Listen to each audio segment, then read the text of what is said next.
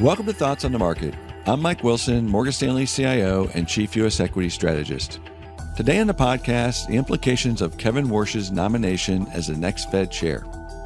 It's Monday, February 2nd at 10 a.m. in New York, so let's get after it.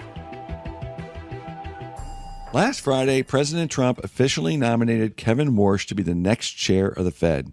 The prevailing narrative around Warsh is fairly straightforward. He's seen as more hawkish on the size of the Fed's balance sheet, potentially more flexible on interest rates, and less comfortable with open-ended liquidity support than the current leadership.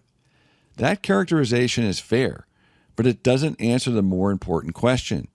Why pick Warsh now, and what problem is this nomination trying to solve? In my view, the answer starts with markets, not politics. Over the past several months, we've witnessed parabolic moves in precious metals alongside persistent weakness in the U.S. dollar. While this administration has been very clear that a weaker dollar is not inherently a bad thing, especially as part of a broader economic rebalancing strategy, there's an important distinction between a controlled decline and a disorderly one. To understand why this matters so much, you need to zoom out. The administration is attempting to rebalance the U.S. economy across three dimensions simultaneously, all with the same ultimate goal: growing out of an enormous debt burden that's been building for more than 2 decades. At this point, simply cutting spending isn't realistic, economically or politically. Nominal growth is the only viable path forward. The current strategy is more supply-side driven. It focuses on rebalancing trade through tariffs and a weaker dollar, shifting the economy away from overconsumption and toward investment, and addressing inequality through immigration enforcement and deregulation. The goal is to let companies, not the government, make capital allocation decisions while boosting income through wages rather than entitlements. If it works, the result should be higher nominal growth with a healthier mix of real growth driven by productivity. Markets, to some extent, have already started to price this in. Since last spring, cyclical stocks have outperformed, market breadth has improved, and leadership has begun to rotate away from the mega-cap names that dominated the last cycle.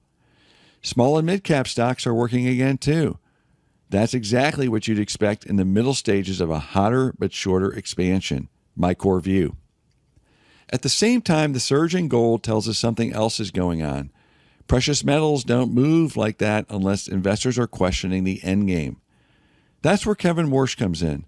His nomination appears designed to restore credibility around the balance sheet and slow the momentum of that skepticism. Based on Friday's price action, it worked.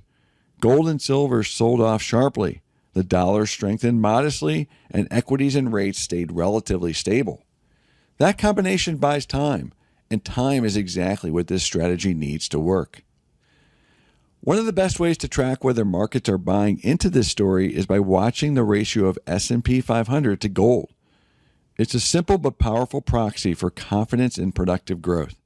The recent collapse was driven mostly by gold rising, and Friday's sharp reversal was mainly gold prices falling, one of the largest on record. That doesn't mean skepticism has been eliminated. Instead, it tells me the administration is paying attention and understands they need to restore confidence. If the ratio continues to recover, it will likely come first through lower gold prices and tighter liquidity expectations, and later through stronger earnings growth driven by productivity gains. That could mean near-term risk for other assets, including equities. Bottom line, the current run-it-hot approach has a better chance of delivering sustainable growth than prior policy mixes, but it won't be smooth, and confidence will ebb and flow along the way. Watching how markets respond, especially through signals like gold, the dollar, and capital spending trends, will tell us whether this strategy ultimately succeeds.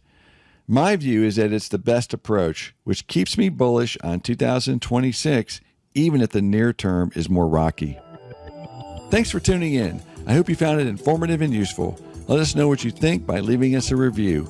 And if you find Thoughts on the Market worthwhile, tell a friend or colleague to try it out. The preceding content is informational only and based on information available when created. It is not an offer or solicitation, nor is it tax or legal advice. It does not consider your financial circumstances and objectives and may not be suitable for you.